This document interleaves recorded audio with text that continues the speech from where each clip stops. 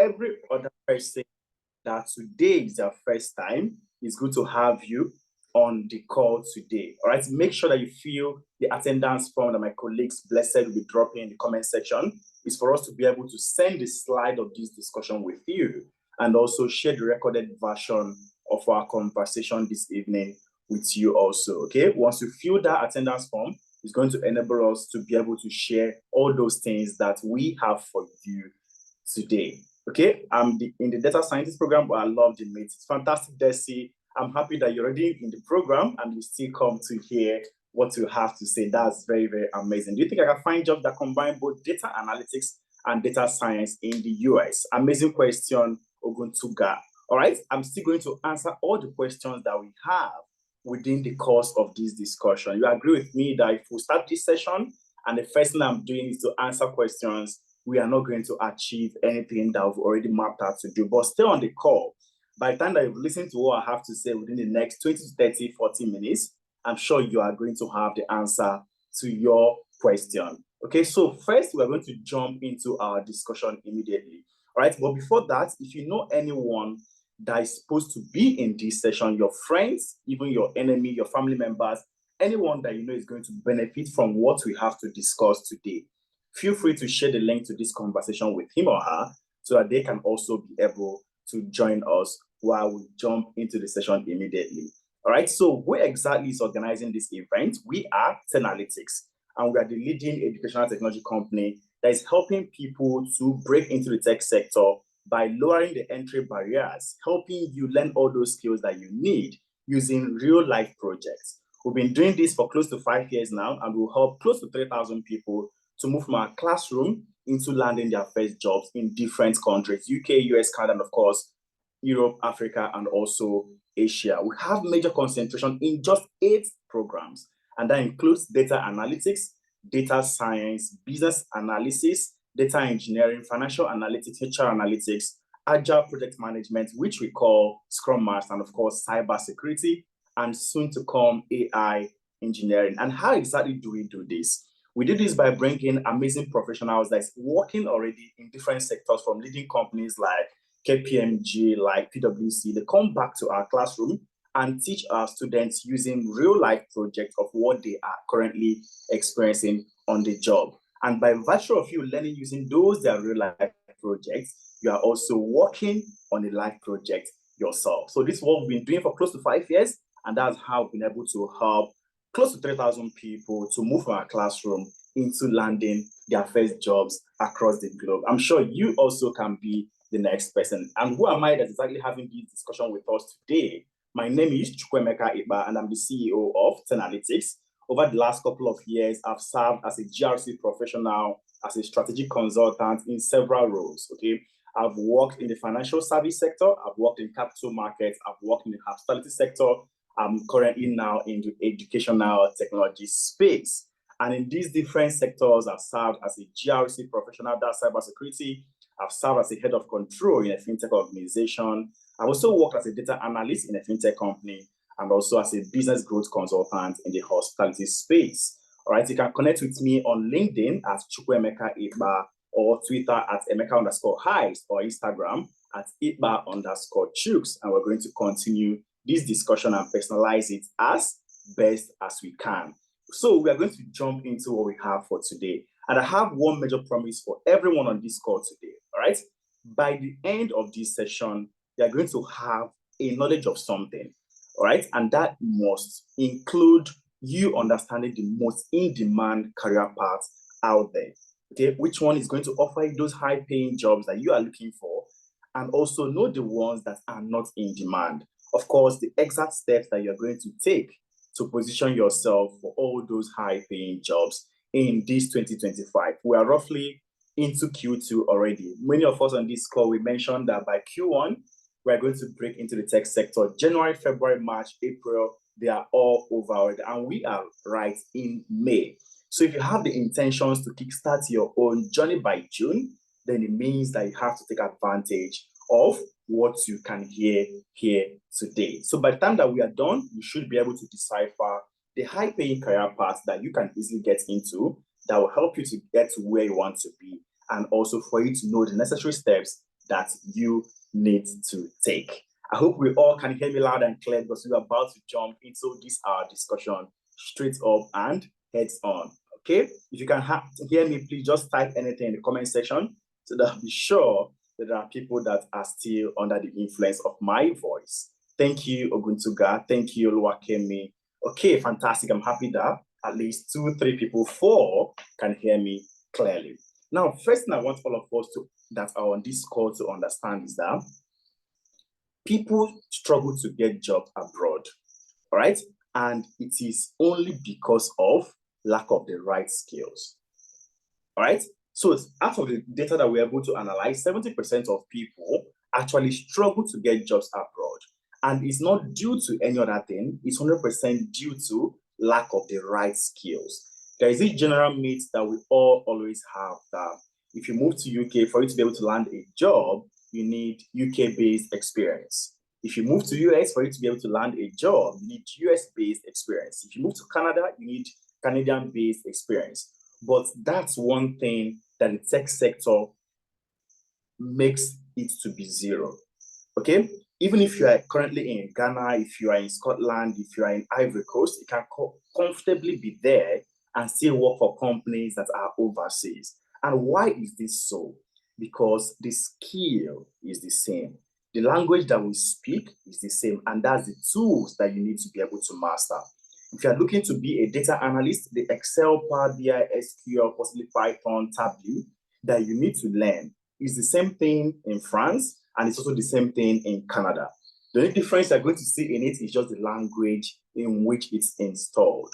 So if you have that understanding of how to use Power BI, Excel, SQL, and you currently live in Ivory Coast, it means that if you move into UK, you can also be able to leverage those skills that you've been able to have before now. And this is entirely different from what we all presently have. For instance, if you were in Nigeria, and let's say you were a customer service person while you were in Nigeria, if you move to UK, there will be this sort of conversations around, do you understand the personality of the people that you're going to be interacting with because of the change of environment? So at that moment, there's a factor that is different. You're moving from one location to the other. So even though your customer service experience may not really be sufficient for you to land a customer service role.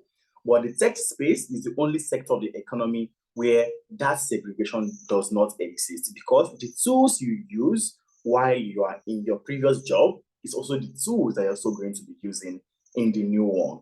So if you're still thinking the reason why you've not been able to land a role is because or you do not have UK-based experience or because you do not have Canadian-based experience, you need to think again, right? One major thing you need to understand is for you to have the right skill for the job that you're looking for, right? We look at the Manpower Group results, and it's mentioned 2 basic things.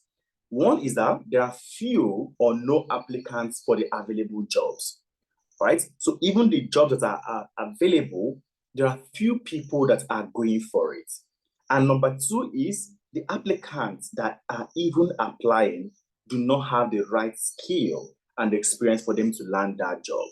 Okay, if you look at the short visual that we have on our screen, you're going to see the shortages in different countries. You're going to see that in UK, there's a difference of 61% from 2018 to 2023. All right, this is to show you that it is actually declining. If you read the white paper that the House recently released, you're going to also see, even though they are trying to also be strong-handed on immigrants, they are still people that they are going to need. So one major thing you need to make sure of is to make sure that you have those skills that will enable you to be present in those countries. Okay, you need to be able to have the skills that is going to be able to enable you to be there. And it is very, very simple for you to actually learn these tech skills. All right, there are just 3 basic things that you need to be able to do. Just simple 3 things. Number 1 is you need to learn the skill.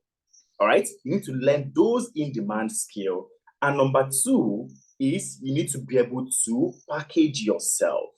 You need to learn how to package yourself. And number 3 is you need to apply. So these are the 3 basic things that we are going to be hinging our discussion on today. Number 1 is you need to be able to learn. Number 2 is you need to be able to package yourself. Number three is you need to also be able to apply. And once you're able to put into place these three formula, learn, package, apply, next thing is for you to land the job that you are looking for. Now, it is not always easy. I believe all of us, the way I'm saying it right now, we're going to be thinking, oh, it's something that's easy. It is not always easy. I'm not going to deceive you that it's going to be easy. If you go to LinkedIn today and search for data analyst, almost every single person that you meet on LinkedIn has a segment that is saying that they are data analysts, right? But if you ask them, okay, use SQL and be able to bring out this data from a database, they are not able to do it.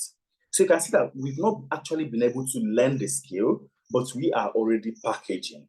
And that's one major mistake that we already have.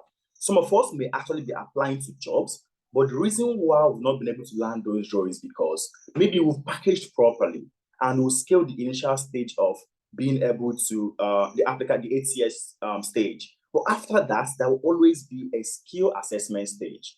And that's the place where your knowledge is going to come to play.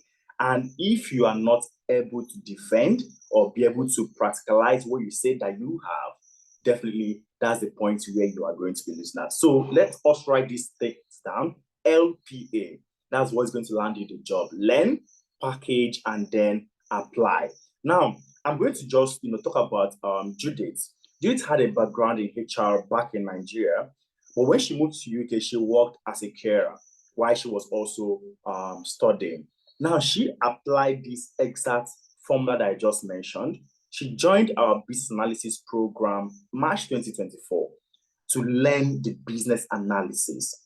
And then afterwards, she also partake in her CV being tailored and joined all the mentorship sessions to be prepared for the interview that she's going to land. That is her packaging herself. And then, of course, she applied to multiple jobs. Okay, she applied to multiple jobs. And when I mean apply, it is important that when you are looking for a job, at least 10 CVs, 10 applications per day should be what you are doing. Okay, and then after this, she was able to land a job in July 2024 as a business analyst working remotely from UK. And that is the exact dream that she had. And she completed this with less than 4 months after finishing her own program. So you can click on the link there to watch and hear what she had to say, okay? Make sure you fill the attendance form that my colleague is dropping in the comment section so that you have access to this slide. Now, this same thing that Judith was able to apply, that's what I'm here to be able to explain for us crystal clear. Number one is you need to learn, all right? But before you learn, what are those areas that you need to be able to concentrate on? Are you sure you are learning the right skills? Are you learning the right job? Are you learning the right skill that you need for you to land a job? So you need to be able to understand very well what you are going to learn. And first is for you to be able to identify the career path that you want to get into. So we've done the hard work for you. What we always do is we scrape different job boards, LinkedIn, Indeed, Glassdoor, Total Jobs, to see the highest number of jobs that was posted the previous year. And afterwards, we analyze them using the World Economic Forum report to be able to get the jobs that are going to grow and the jobs that are going to decline. Then we also look at the regional analysis. For instance, in UK, we are looking at the the eligible occupations for the skilled worker visa also. And of course, in US, we're looking for the jobs that also will provide the job title with the highest H1B acceptance rate. And also in Canada, I have the ones with the provincial nominee programs. So the aim is simple. You want to be sure that the jobs that you're going to land also meet the criteria for you to be able to have visa sponsorships in UK, US, and of course, Canada. And after we've done all this analysis, that's how we came about these 8 career paths. 1 is business analysis, 2, data analytics, 3, data science, 4, agile project management, that's a scrum master. 5, you have the data engineer. 6, you have a cybersecurity analyst. And of course, you also have your HR analyst and financial analyst. So all these 8 career paths, it totally embodies what you are looking for. But most important thing that you also need to take advantage of is you need to get into the exact sector that you have transferable skills. So I'm going to say something as an example. Let's assume that you used to be a teacher before now.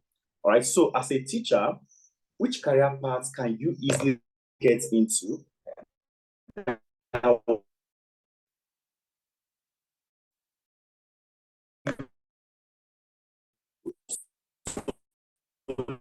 Leverage your initial teaching for to be able to interact with several stakeholders in your course of teaching, and that includes, we can't hear you properly.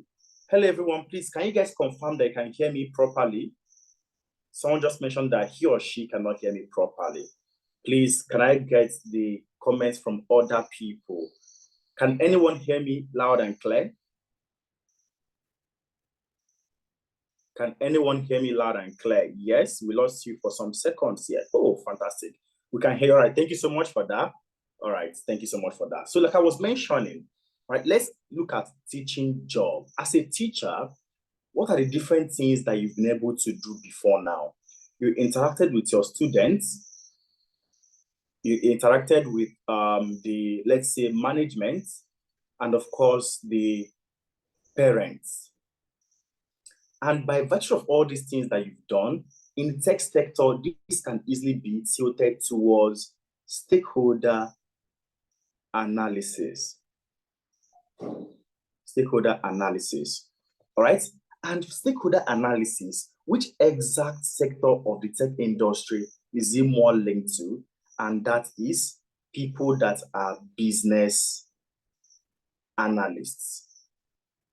All right, so you can see that as a teacher, it will be more easier for you to decide to tilt towards being a business analyst than saying, oh, I want to move into cybersecurity. Right now, these are the things that makes people to struggle. I want all of us to understand this very, very clearly. These are the things that make people to struggle in the tech environment. All those 8 different career paths that I mentioned, they are all important. They are all amazing career paths. But for you to easily be able to transition to the tech industry, first thing you need to understand is the transferable skills that you have, the inherent skills that you have. When you understand it, you can now easily blend it and find out where it fits in the tech industry. So using the teaching job that I just mentioned, clearly a teacher can easily be able to transition to be a business analyst than being a cybersecurity professional. Now, if this same teacher says, oh no, it's cybersecurity I want to be a cybersecurity expert, they can get into it, but there is now that tendency for them to struggle. I don't know if we're understanding what I'm currently saying now. It is possible for you to get to even those places that you don't have transferable skills into, but then that is where the struggle now comes in. And what will happen at that point is, if you have any little challenge, that's the point where people drop off or people just mention, oh, this tech is not for me. So first thing is you need to be able to understand yourself and then look at the inherent skills that you have before diving into the tech sector. So why I needed to explain this is so that before I start explaining these things now, for us to understand clearly, because I want to show us the jobs that are going to grow and the ones that are going to decline in the next coming years. And people always make the mistake of, oh, this one is the number 1 fastest growing job. That is where I want to be. But even though it's the number 1 fastest growing job, is there a skill that you can easily be able to transfer from where you are coming from? So looking at the World Economic Forum report, what it mentioned is very, very clear that in the next 5 years, by 2030, 170 million jobs are going to be created. 170 million jobs will be created. Okay, and why this creation is happening, 92 million jobs are going to disappear. Okay, 92 million jobs are going to disappear. So all these boxes that you are seeing here, they represent 1 million jobs. So all the ones in the red segment, that are jobs that are going to disappear. While the ones in this green segment are jobs that are going to grow.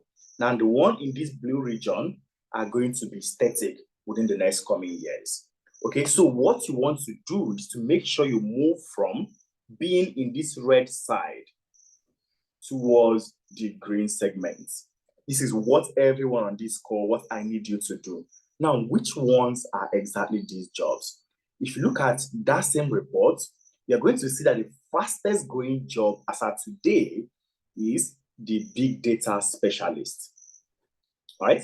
Fastest growing job as of today is the big data specialist. And when we talk about big data specialists, which people are we referring to?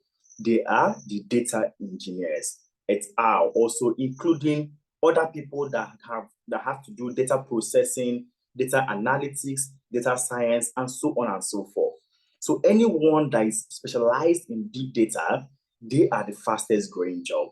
Now, why I said that it's important for us to not just focus on the number one fastest growing job is this. As of 2024, the fastest growing job as of then was AI and machine learning specialist. All right? AI and machine learning as of 2024, that was the fastest growing job. Then 2025, big data specialist now became the first and it entered the number 3. What happened exactly? Because of all those data that is being churned out from AI and machine learning specialists, someone needs to be able to process that data. Someone needs to be able to also analyze it, and someone, of course, needs to also be able to store that data. So because of those activities of AI professionals, the need for data specialists now became very, very important. So you can see how all these things are interrelated. So the fastest growing one is big data specialists. I can also see here that we have data warehouse specialists, still tilting towards data engineers. Now, next one you can see is we have the AI and machine learning specialists. And of course, down here, you can also see your data analysts and data scientists. So what this thing actually clearly shows is that data analysts, data scientists, data engineers, that they are all amongst the fastest growing job as at today. Okay, data analysts, data scientists, data engineers, they're amongst the fastest growing job as at today. Now, next amazing career path is also cybersecurity. Okay, so if you look at the top fastest growing job, you can see this one that we have here, security management specialist. That's talking about cybersecurity. You can see the next one, Internet of Things specialist, and that's also talking about cybersecurity. And of course, the last one here, information security analyst, also talking about cybersecurity analyst. So clearly, this is to tell you that cybersecurity analysts are also among the fastest growing jobs as of today. Let's look at the bigger picture for us to see every other one. Okay, let's look at the bigger picture. So I've talked about the big data engineers, I've talked about data analytics and data science, I've talked about cybersecurity, and also you have your business analyst, and that is where process automation comes in. Okay, that is where process automation comes in. So when you see process automation, it simply means business analyst. Now, clearly, I want us to look at something that is very, very important. If you look at my screen now, you're going to notice something that is very, very clear. There are career paths here that are also amazing, but they are not among the jobs that we offer. They're not among the courses that we offer. And that includes, you can see clearly here, you have your DevOps engineer. Let's look at all these career paths here. Your DevOps engineer, your renewable energy engineers, your robotics engineer, your blockchain developers. Now, these are amazing career paths. They are amazing career paths. But if you want to be a robotics engineer, do you think it's a career path that you can get into within a space of 3 to 6 months? Let me gauge the knowledge of everyone on this call. If you want to be a robotics engineer as of today, do you think it's a career path that you can get into within a space of 3 to 6 months? Thank you, Abisoye. Abisoye said no. Babajide said no. Kondi also mentioned no. Now, that's the reason why we don't offer some of those career paths. One mistake people also make is that when they're looking to get into the tech sector, because they've heard, oh, robotics is where everything is, they will jump in. But they've not factored in also how long is it going to take me to be able to get into that career path. So there are 3 basic metrics that we also use to analyze all the career paths that we offer here. One is that it needs to have what we call ease of learning. Okay, it needs to have ease of learning, which means that you is a career path that you can easily learn within a space of 3 to 6 months. And also we have what we call, it needs to also have transferable skills. Okay, ease of transferring, which means you already have skills that's existing in you that can easily be able to leverage to be in this new sector. For instance, you used to be a teacher and now you're looking to break into the tech industry. Teachers have great communication skills. Teachers have stakeholder analysis by virtue of interacting with several players. And that is simply skills that a business analyst needs. So you can easily see that you have transferable skills that can leverage to be a business analyst. And number 3 is, of course, high rewarding salary. So even though these career paths here, all of them have high rewarding salary, but they didn't meet those initial two, which is ease of transfer, and also ease of learning. So because they didn't meet all those criteria, that's the reason why we don't offer any of those courses. So all the ones that I've mentioned, the 8, they met all those requirements. So if you move to the next page, you're going to also see that data analysts are also still there. You can see your data engineers as well. You can see your agile product managers, and of course, your business analysts again. Now, I want us to take note of these career paths that are towards the tail end. You know, I mentioned career path that you should also run from. So let me clearly show us from here. All right, so if you look at my screen on the right-hand side, now these are career paths that are going to decline in the next coming years. And the one I just boxed right now, they are the fastest declining ones. So number 1 fastest declining job as of today is your postal service clerks. Okay, your postal service clerks. I mean, I know that we all understand the reason why postal service clerks are all in decline, because there is now so many logistic companies that can deliver everything instantly. Not all of us are still using postal services because of the speed that they may offer. So because of that, postal service clerks, their job is now the fastest declining career path. Number 2 fastest declining career path is bank tellers and related clerks. So if you are a bank teller or a clerk anywhere, clearly you can see that your job is also at risk. So in summary, all the jobs that are relating to clerks, you can see number 3, data entry clerks, number 4, cashiers and ticket clerks, admin assistant and executive secretaries, and all these other accounting, bookkeeping clerks, and so on and so forth. Now, why exactly are these jobs at risk? It is one simple role that is making all these people to run helter-skelter. And the answer is simply VA. How many of us have heard about VA as of today? Do we know what VAs, what they do? VAs. Do we know who VAs are? Okay, but just said no. Interesting. Okay. Oh, Cornelia said she wanted to be a legal secretary at some stage. You should run. You should run. And this is not my report. It's from the World Economic Forum report. Okay, Winnie mentioned virtual assistant. Fees mentioned virtual assistant. And that is simple. Virtual assistant. Many people that I can see out there today, all of us have virtual assistants. I have someone that's helping me organize my calendar, helping me fix meetings, helping me take records, and so on and so forth.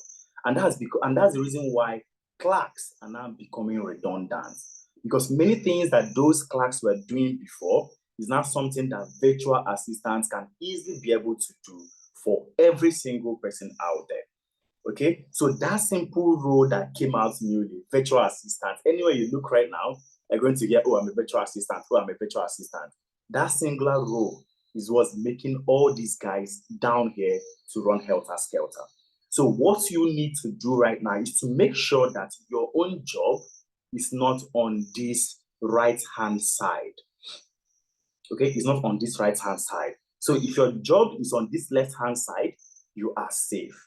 Okay, we may not be able to look at every single job here one after the other, right? But once you fill the attendance form that my colleague Blessed is dropping, you have access to this slide.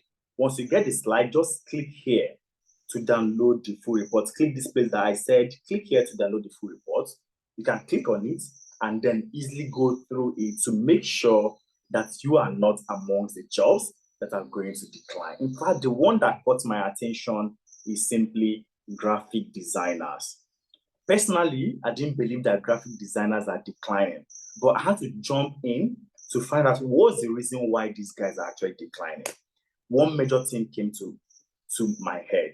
It's simple, AI. Now, if you scroll through my Instagram, I put out a couple of posts every now and then. I don't have a personal graphic designer, but with just simple use of what's it called? CapCut. CapCut can also edit for us now with simple use of what's this other one that we also use? Quickly, let me just check and remember. With simple use of Canva as well. Canva has pro versions that can even give you everything that you need also.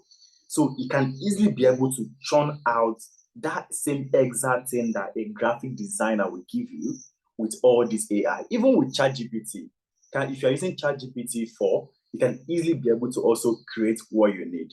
For instance, let me scroll up again. Whenever I come for trans like this, I always ask ChatGPT, okay, this is topic I want to get into. Give me a befitting background I'm going to use for my slide. Now, this is what it gave me, and this is what I'm using right here. Now, this is something that I can easily have to get a graphic designer or go and design this, add our logo, put all these things there. But with just one prompt, ChatGPT was able to give it to me. So this is also the reason why graphic designers are declining as at today. Now, as a graphic designer, what do you need to add to your own skill to make it very, very needed? I know that at today they are doing series of things like motion graphics. Now, it simply means that you need to now start looking at those aspects to be able to improve on your already existing skill. So for you that you are not even the tech space yet, what do you need to do? It's simple. You need to make sure that you get the skills that exist on this left-hand side. All those 8 skills that I've been able to mention, you need to make sure that you get into all those sectors. And I'm going to walk you through how you can be able to get into them. I know many times we also feel, oh, can I actually learn this thing? Is there a skill that if I get into, I will survive? Here at Analytics, remember I mentioned 3 main things that you need to do for you to be able to land jobs. And that is number 1, you need to learn, right? Number 2, you need to package. And number 3, you need to apply. We are still in the learning phase, okay? Now, why learning as well? You are going to have what we call real life interactive classes, okay? So your classes are going to be live. The same way you have me right now speaking to you, communicating with you, that's how you're going to have someone in the classroom also putting you through what you need to know, all right? That is one. So you learn using the real life class model, which is this, okay? Live classes. And of course, you also learn using what we call watch me do it videos. So these are recorded version of some things that you need to also be able to go through for you to understand more. So you have your live class and you also have recorded videos of other projects that you also need to work on. So they are both blended to fully equip you with all that you need. And of course, these live classes are also recorded, which means even if you missed a live class, the recorded version of it is going to be uploaded to your classroom for you to be able to go through it. So at no point are you going to actually miss a class because the live class is also recorded for you to go through after.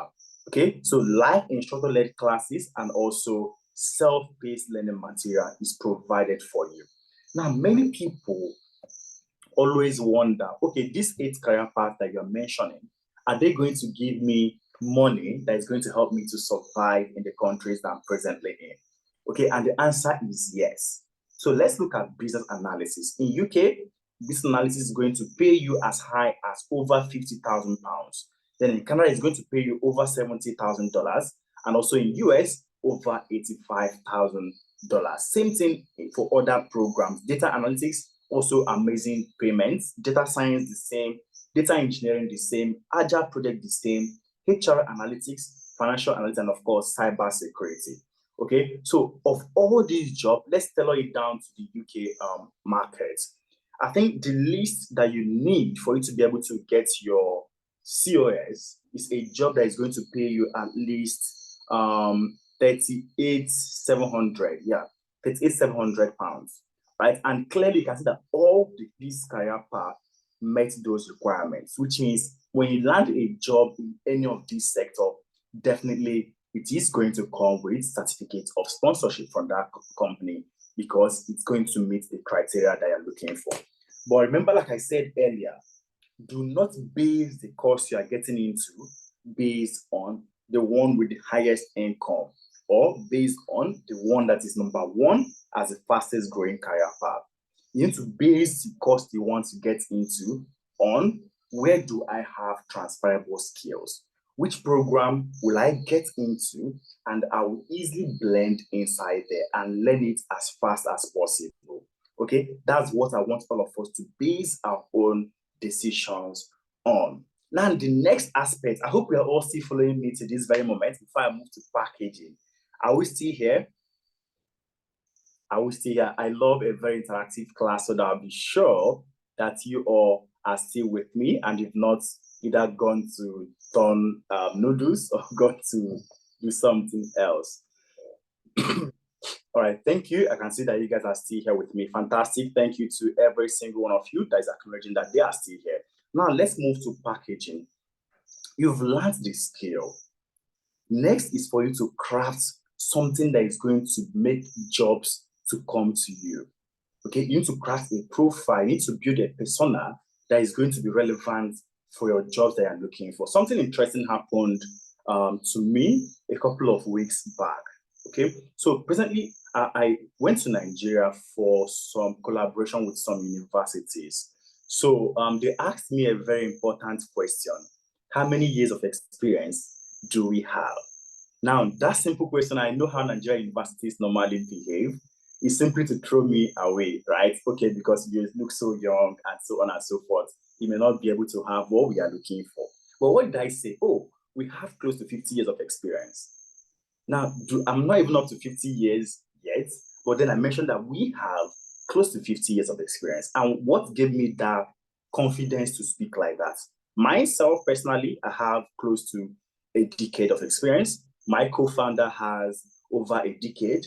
My founder also has over a decade of experience. So collective experience that we have, I simply mentioned, oh, our management team has close to 50 years of experience.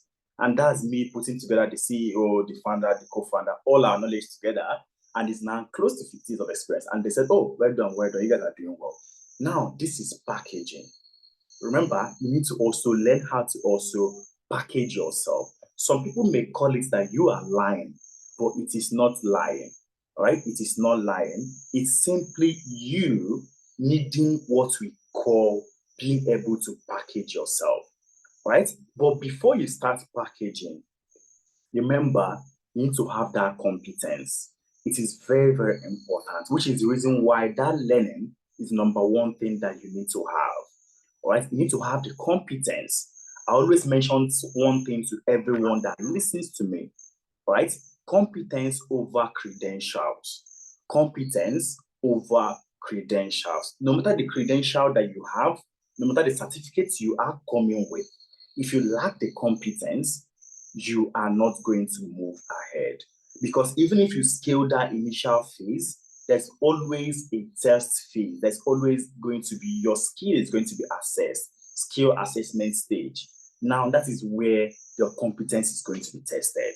So make sure that you get the skill first and then package yourself. I'm going to use Hope as an example, right? Hope is a certified Scrum Master and Project Manager, right? But she was still struggling to land roles until she joined our program in 2024, September 2024, okay? Because she didn't know how to utilize Jira, Trello, Asana, all the PM tools that is needed for her to be able to land jobs. After she joined our program September 2024, by December 2024, Hope landed a role as a project analyst in Ontario, Canada. Right? You can click to watch what she had to say when you get the slide, and that's the reason why Blessed is dropping the attendance form. Once you fill the attendance form, we are going to send this to you for you to be able to watch. All right? Okay, so moving ahead, for you to package yourself, one major thing that you need to have is you need to build a portfolio. All right, you need to be able to build a portfolio. And how do you build a portfolio? It starts from every single thing you are learning in the classroom. It is a live project. It is a real life project that you are working on. All right, what is going to happen sometimes is sometimes if the company would not agree data wise, because we also play in the consulting space. So if you get maybe a contract from, let's say, one of the banks in Nigeria, let's say Access Bank, all right, your own end, you might be seeing it as bank XYZ, all right, but you are actually working on a real life project. So we are going to codify some data so that we can us as well be within our data protection laws. Okay, so all those projects that you are working on is what is going to make up your portfolio.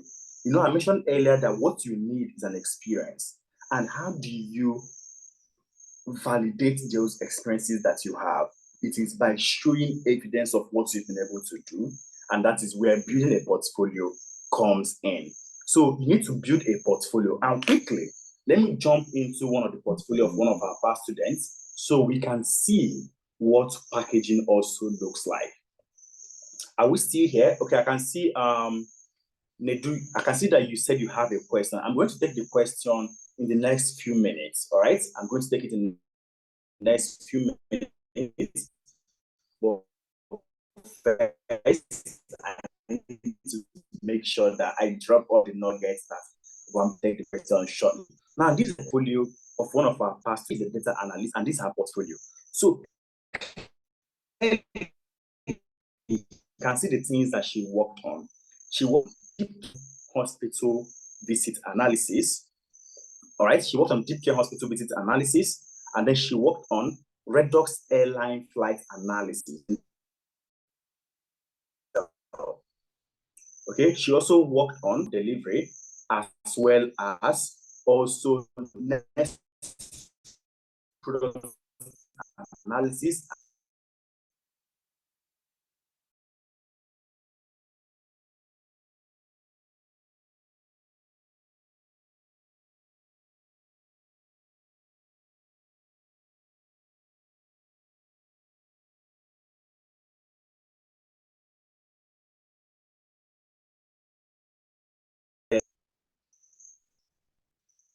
Can we still hear me? Because I can see that I'm frozen on my other screen.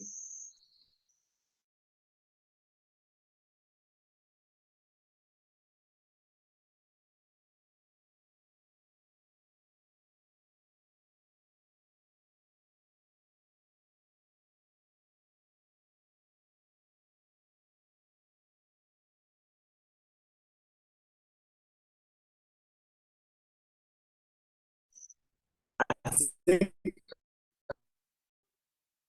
dropped off there for a moment. So sorry, guys. So sorry. I think I dropped off there for a moment. Please let's confirm that we can hear me now. Okay, thank you, Violet. I'm so sorry for that break in transmission. Okay, so quickly, let me put in some measures to make sure that this doesn't happen again. Just 1 second, guys. 1 second. Okay. All right. So like I was saying, clearly, we noticed that Victoria Chemado worked in several sectors of the economy. She worked in health sector, that's deep care hospital ER visit analysis. She also worked in Redox airline flight analysis, which is aviation sector. She worked in express tech food delivery, which is supply chain.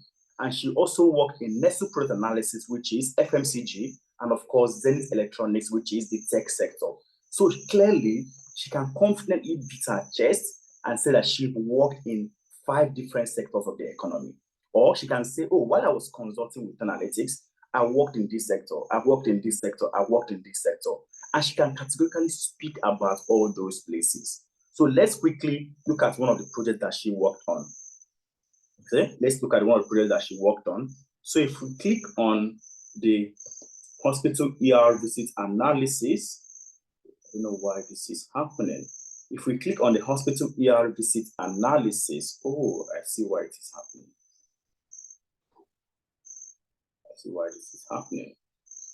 All right, 1 second. You can easily see that she worked and used Tableau to solve all those problems. Okay, all right, let me get the slide back.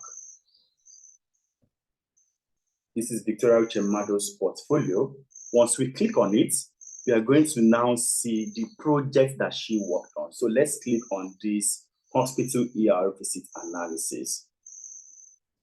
Oh, still not reachable. Why is this happening? Why is this happening? All right, I'll still get back to that. So when you get this slide, you can easily click on any of them. Once you click on any of them, it's going to take you to the actual project that Victoria actually did.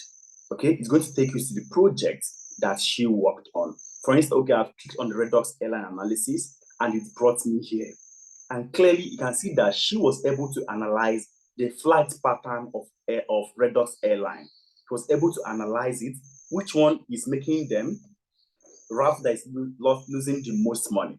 So if you look at this side, you're going to easily see that this side, that flight ORDIAD, is making them lose $5,160,000.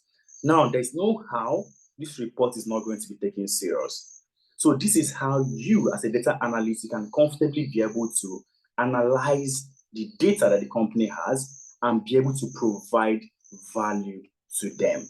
So once you've been able to build up your skill level and show value in all these different sectors, you can easily be able to beat your chest anywhere, anytime, and say, I've worked in this sector, I've worked in that sector. So let me ask you a question. Do you think if Victoria comes for a job and you, that you are saying you are a data analyst without a portfolio, also come for that same job, do you think you are going to get that job over Victoria? Let's just be honest to ourselves. Do you think you get that job over Victoria? The answer, Babajide, is being honest. Babajide said no. And that is the truth, actually. Regina also mentioned no. Now, in the same way, Victoria worked on a portfolio as a data analyst. That's how, whether you're a cybersecurity professional, agile project manager, business analyst, data engineer, you are also building your own portfolio while you are learning with us, because that portfolio is the evidence that you need. Okay, and very, very important also is your CV revamp.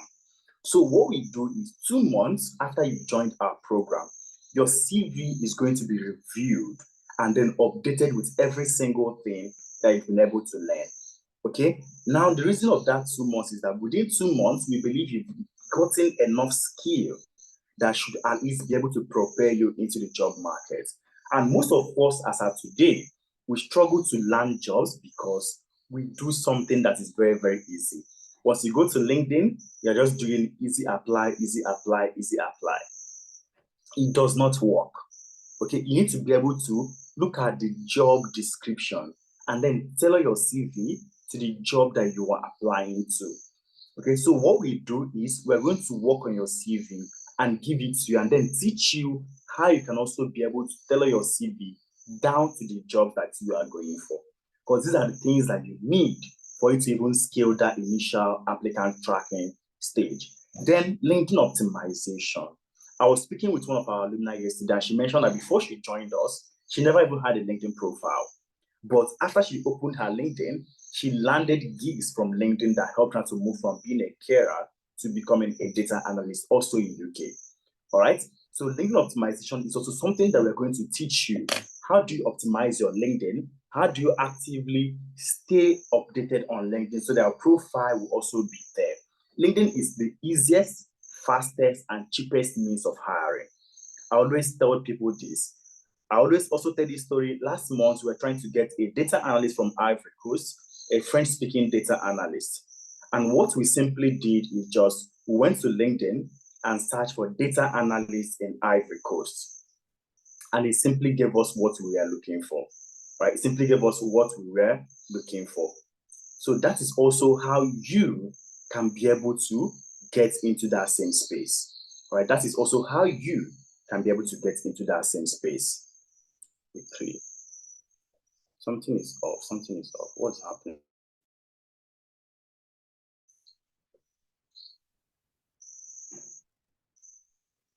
right, since something is off with these my two devices. Okay, should be back now. All right. So with LinkedIn optimization, you can easily be able to build up your persona on LinkedIn and be able to apply to jobs. And also recruiters will also be able to reach out to you through LinkedIn. Then number three, packaging that was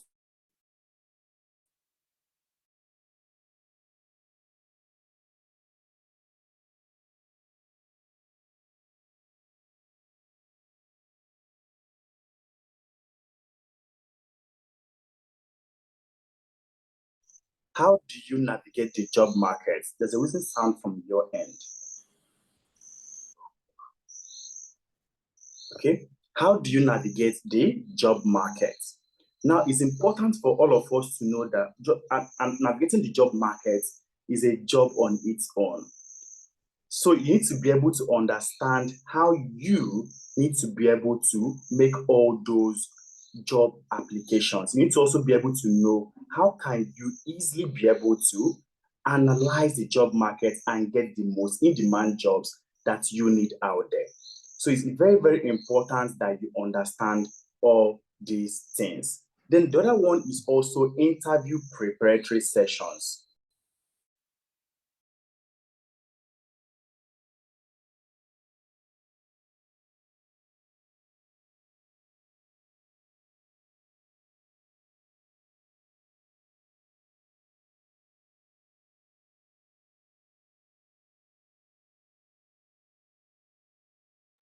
The other one is also interview preparatory sessions. So we help you to prepare for those interviews that you are going for. It's very, very important that you know that if you are going for any interview out there, recruiters want to be able to know, do you understand what you are actually coming for? Can you be able to put your words together using the different framework out there to mention, oh, I was able to work on this framework, I was able to work on this framework. For instance, you can easily answer interview questions using the STAR framework. So if you've gone for an interview, how do you use the STAR framework to answer interview questions? STAR framework is simply situation, task, action, and results. Okay, situation, task, action, and results. And once you're able to answer questions using those simple frameworks, situation is being, oh, while I was consulting with analytics, I worked on this project.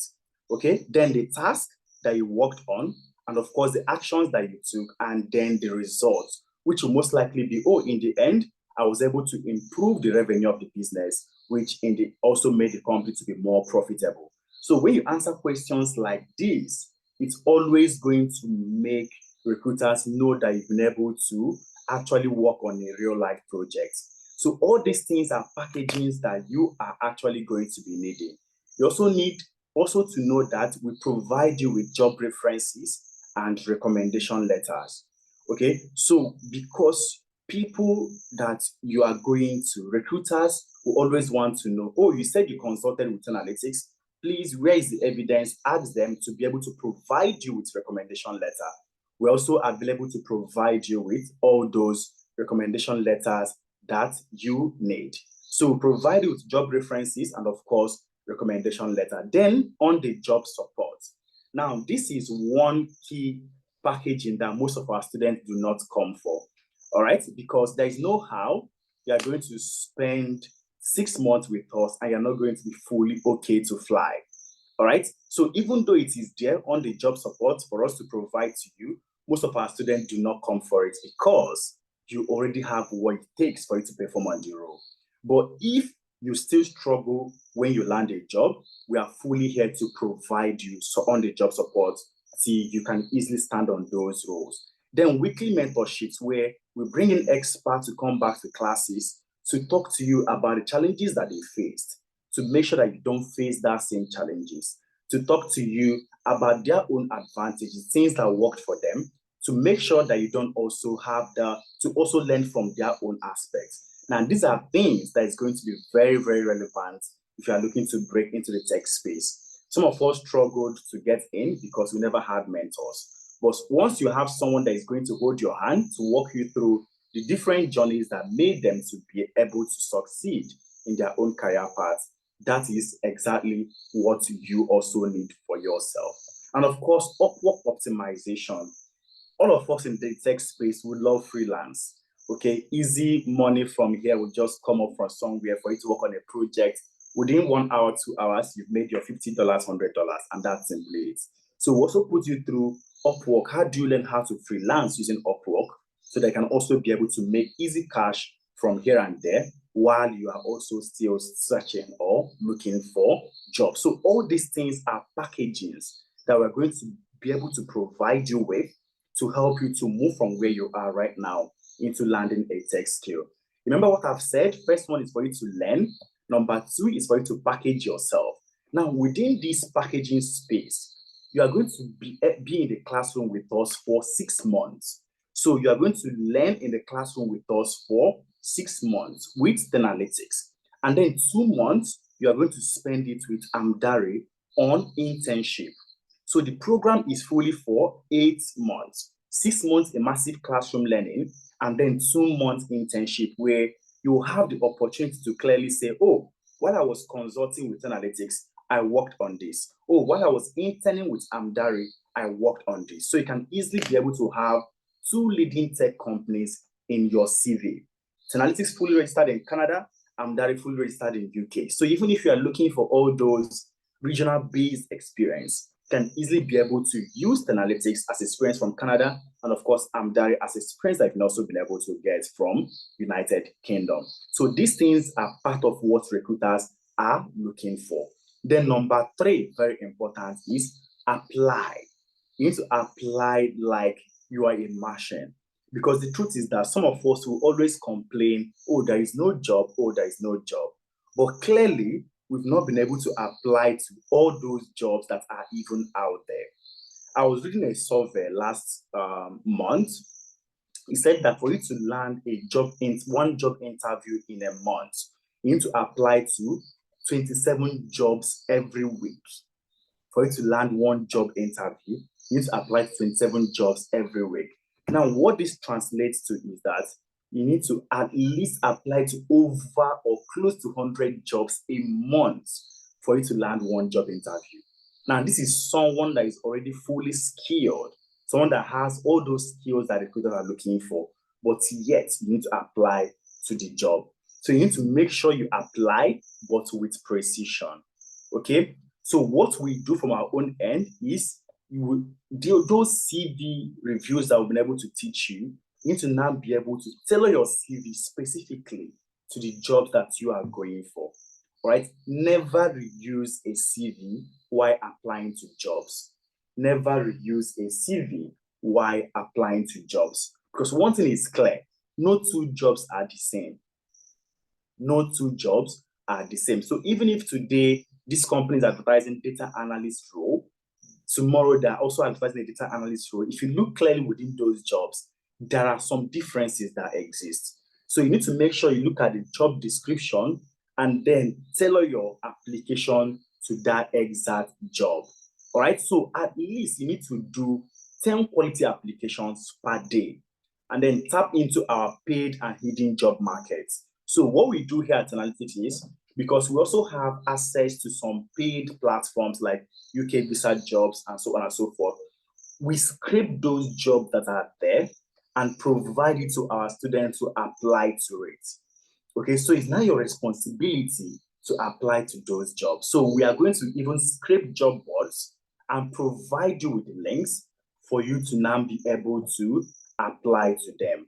But it is your responsibility to apply to the job. So we're going to provide you with learning, we're going to package you, and we're also going to scrape job boards and provide you with. But it is your responsibility to apply to those jobs. So once you are able to go through all these stages, trust me, you are definitely going to land a job. Okay, you are definitely going to land a job. You can look at the right hand side, you'll see series of different mentorship sessions that we have also been able to carry out for the students. You can see the one on a key strategy to applying and getting visa sponsored jobs. This is also a mentorship session, right? You can see several other ones. The importance of building in public. You can see, don't wait till you meet all the criteria. So all these are different mentorship sessions that will also come up within your own learning timeline to make sure that you have both the skill, both the confidence, and also be fully prepared going into the job market. All right. I hope we've been able to capture something very important throughout this discussion. I hope we've been able to get something, learn, apply, and then, of course, package yourself. Learn, package yourself, and, of course, apply rather. So once you are able to put into practice this major framework, you are definitely going to land a role. Now, this is the same story. This is the same style that most of these our past students were also able to leverage. You can see Ikmat. I love Ikmat's story a lot.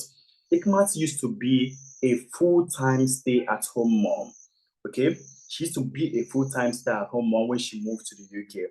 I think she had close to 3 to 5 years of not doing anything. So when she wanted to get back into the tech sector, into the job market, she didn't know how to come up again.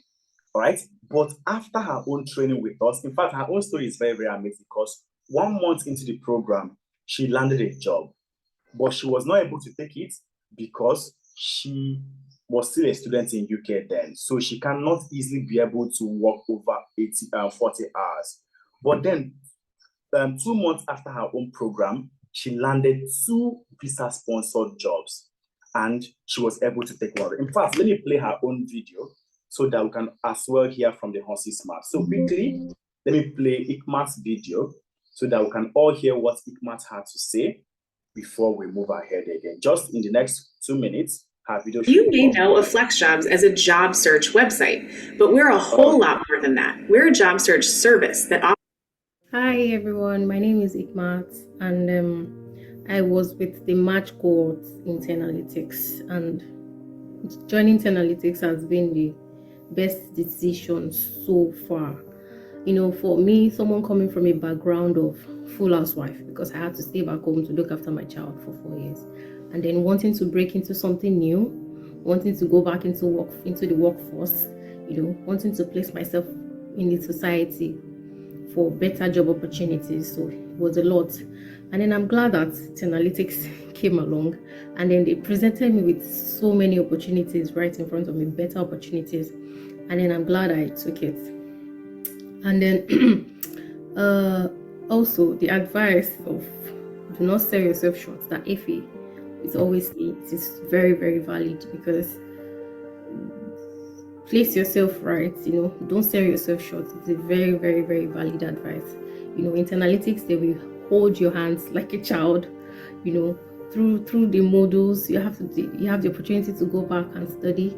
You have the opportunity to go back and practice. You have the opportunity to ask questions. You know, you have people you can always go back to, even outside of class hours. It's the most amazing experience so far, really. And then another thing is the interview prep, guys. That is another very important thing. I did my interview prep with Mr. Mohammed, and it is the best decision ever, because it was like he saw into the future. He knew what was going to be asked, and I'm glad that I wrote down all the things he mentioned. I went back to practice, and then when it was time for the interview, it was like everything he mentioned, it was just they kept on. And then when I was answering those questions, I was so confident, you know, because I already practiced. I did an Excel test, I did a maths test, and then they were really impressed. And another thing is, guys, it may not come as fast as you expect. Definitely you are going to get some no's, and then you may begin to think you're not good enough. You are good enough, yes. The no's will come, but always take it as a basis for learning and development, because after every interview where I got a no, I always make sure I get a personal feedback. So I work on those feedbacks for my next interviews. And yes, it worked. It really worked for me, because I got my first job 3 months into the program, my first job. But I couldn't take up the job because I was a student, and I was only eligible to work 20 hours. So I couldn't take up the job. 3 months later, I got 2 jobs with full visa sponsorship. And guys, all the other no's before the 2 jobs prepared me for the yeses I got. So yes, the no's will come, but do not give up. because you always have the analytics to go back to. They are the and the best thing that's ever happened to me. And then yes, and they are the most affordable one I've come across so far. And that's the All right, fantastic. I hope we heard what Ikmat had to say directly from her own mouth. So 3 months into the program, she landed job, but she was not able to take it because she had limited working hours because she was still a student. Now, 2 months after, she landed 2 extra jobs and she now had to choose the one that she wanted. And both of them were all fully visa sponsored. Same thing with Ramat. Ramat used to be a customer success rep. And also she joined the business analysis program and was able to also land her own job.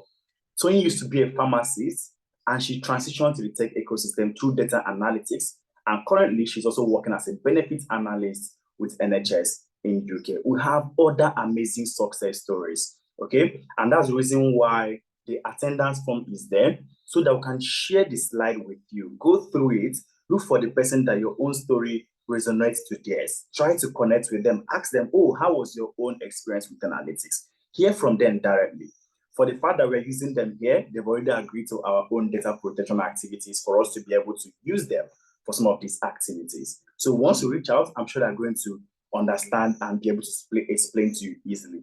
But if you don't fill the attendance form, there's no how we can be able to share this slide with you. Lois used to be an accountant, but right now she did business analysis and transitioned to become a project manager. Same thing with Ngozi, all with zero experience, but now they all fully play in the tech sector. All right. So this is something that we are actually very, very heavy on. You can see Pavel also made the same move and other success stories that I cannot easily continue sharing here. Okay. So once you get the slide, go through it and be able to understand and move into it. In fact, I think the most recent one that happened was this one that happened. It should be like last month. It was from Mary. So Mary had no experience in tech and she was working shifts in UK as well. So she joined our own business analysis program in November 2024 and she got her sponsorship in March 2025. So you can see what she also shared with us that came from the home office. Okay. And this is to clearly show you that it is very, very possible. But first, you need to learn, you need to package, and of course, you need to now be able to apply to these jobs. I'm sure in the next maybe 3 to 6 months, your own picture is also going to be here for us to be able to speak to people about the goodies that we offer to them. Now, very, very important, what skills must you have in each of these programs that you want to go for? For instance, you want to be a business analyst, an agile project manager, a scrum master, so on and so forth. What skills do you need? But before I jump right into it, how many of us have already selected a career path that we want to get into? That in your head, you already have a program you want to get into. Please feel free to put it in the comment section because right now, I'm about to explain all those career paths so that we can also be able to understand. So put the career path itself so that we'll know the ones that we have selected. Okay, I can see Zugi, data analyst, Condi, project management, Cosmos, cyber security, fantastic. I'll see you in that class. Olami, business analysis, Cornelia, data analytics, Funmi, business analysis, data analysis, financial analysis. Fantastic, fantastic. Now, what I always tell people is before you choose a career path, make sure you understand what that career path stands for. Make sure you understand what their workabilities are. Make sure you understand the skills that you need to get into it so that you're not going into a career path based on name. I've had a very, very strong connection with people that come from engineering background because I studied civil engineering first degree. So one thing I noticed is that anybody coming from engineering background that wants to break into tech, they will tell you, oh, I want to be a data engineer. What's their reason? Because there is engineer attached to it. So they just want to maintain their engineer status. And it's always been a funny experience for me. So what I always tell people is look at the transferable skills that you have. That is what is going to enable you to choose a career path. So I'm going to explain this career path for us now to understand, okay? I'm going to explain this career path right now for us to see. Now, Arnold, want to also stick on so they can clearly hear about data science. Okay, so when we talk about business analysis clearly are people that come into the businesses to optimize the processes and make it better. All right, which means they make a process at level 1, they're going to improve it to come up to level 2, making sure that everything flows seamlessly within those companies. All right, so all business analysis are people that also need to be very heavy on communication. So as a business analyst, you're going to be in everyone's business. You're going to be in the engineer's business, front end, back end, every single person in that company, you are going to be in their business. So if you are someone that you can't communicate, or if you are someone that you shy away from talking to your colleagues, business analysis is not for you. But if you've been in a career path where you have to communicate with people easily, you have to improve processes, like maybe you are an auditor, a customer service professional, a quality assurance guy, anything that has to do with improving service, then you should be looking at business analysis, or even a lawyer. Any career path that you've been in that involve you to actively be speaking to people, that career path can easily get you into business analysis. Now, what are the different skills that you need to learn? Number 1 is Excel, Power BI, and SQL. Excel, Power BI, and SQL. Now, why you as a business analyst, why you are learning these data tools is simple. As a business analyst, there are some times where you need to be able to understand data. Recruiters these days are also looking for business analysts that can interpret data. So that is why you are going to also learn all these data analytics tools, Excel, Power BI, and SQL. Then number 2 you need to understand is process mapping.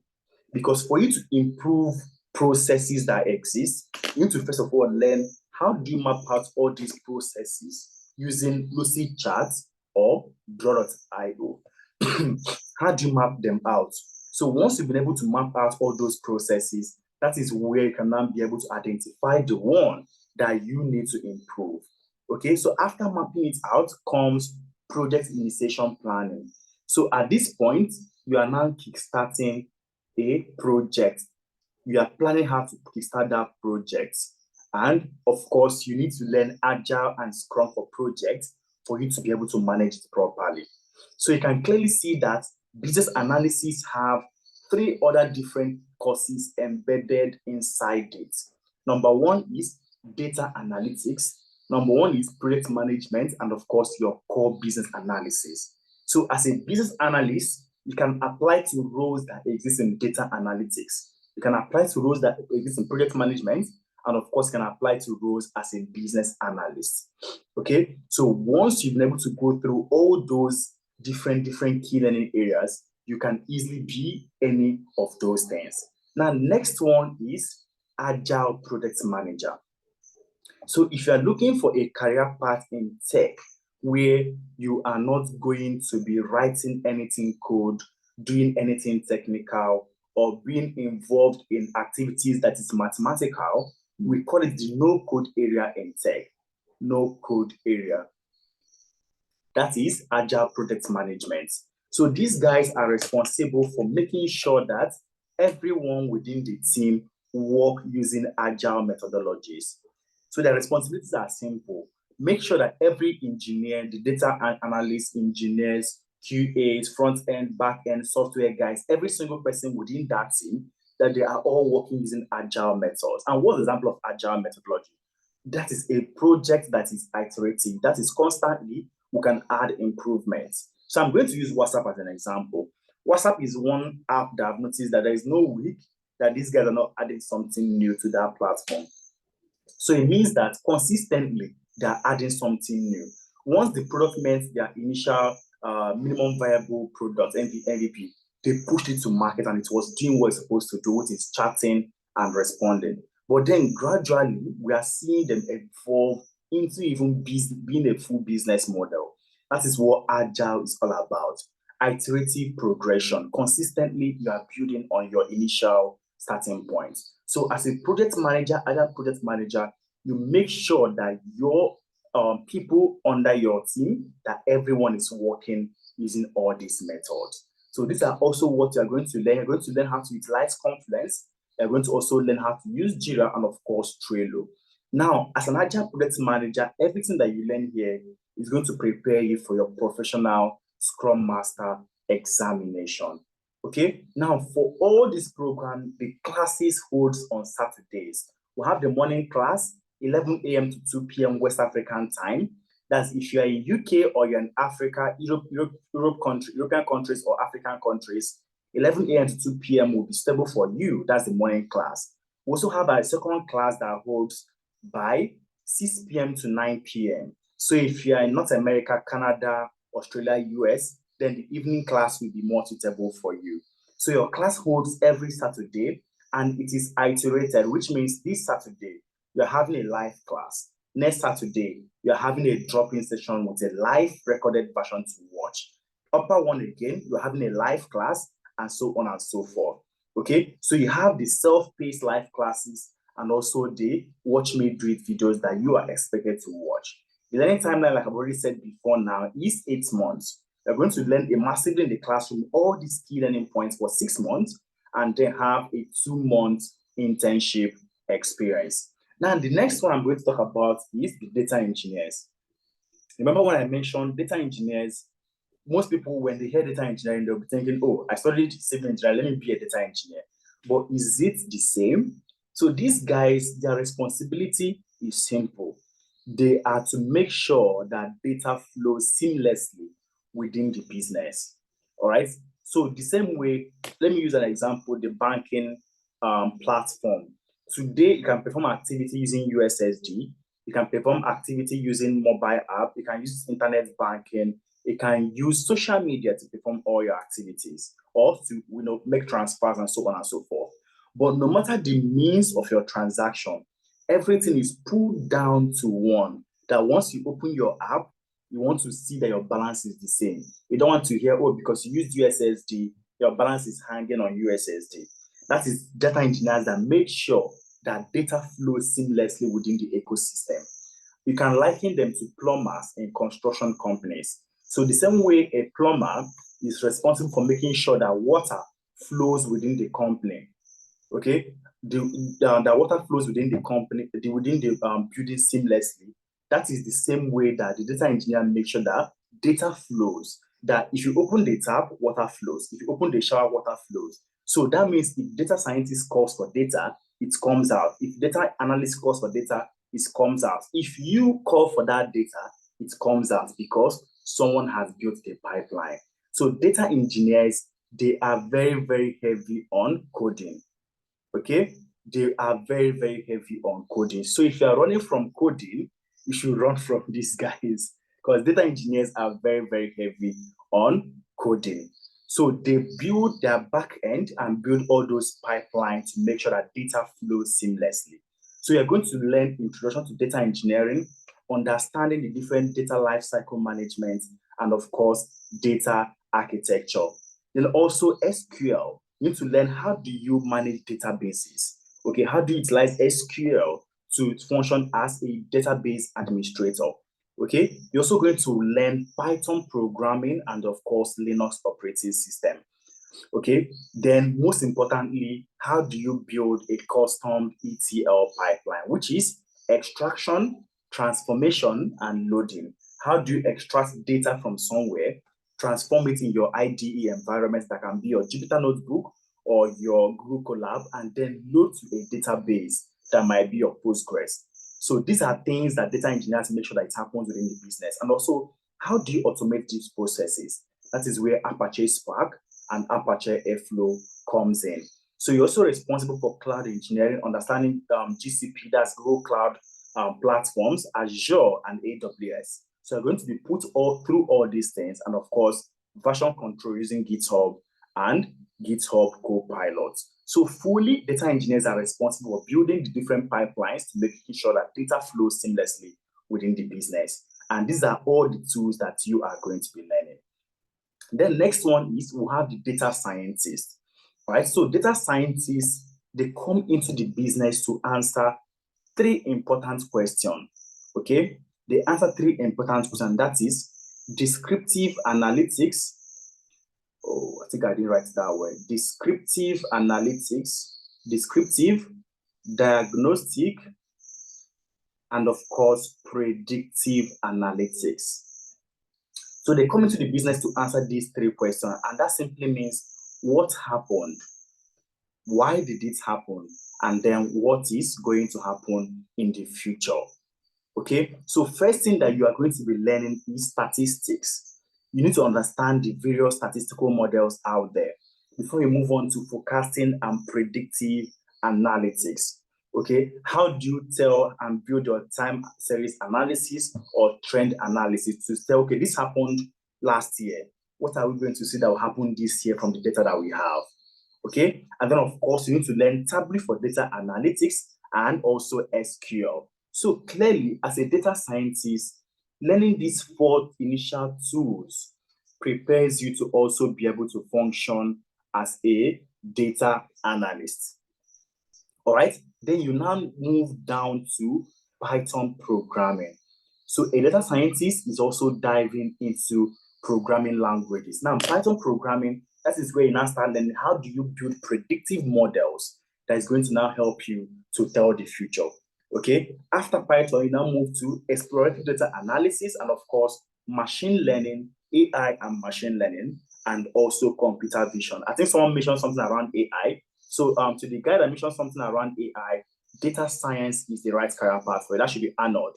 So Arnold, if you're looking for something that relates to AI and machine learning, that involves data scientists. So that is where they now build models that is now responsive, models that can now learn and understand what is ongoing. And also computer vision. For instance, if you look at my background now, you are seeing a analytics backdrop. It's a vision that has been coded that, oh, anything in front, recognize it.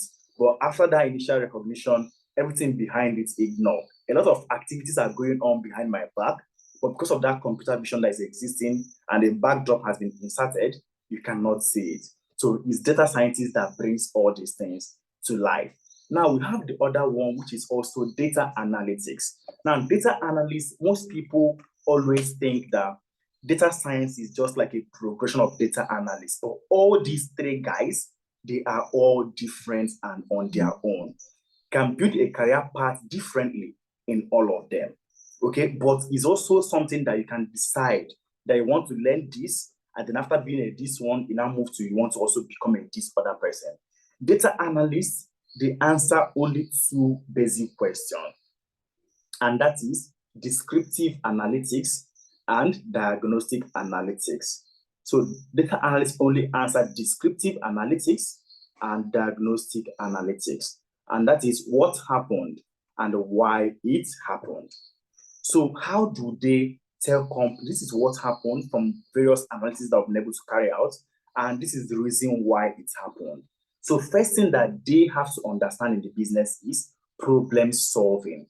They need to have the mindset of solving problem. And then they dive deep into Excel. How do you analyze data using Excel? From your cells, moving to your columns, your row, building a dashboard, and so on and so forth.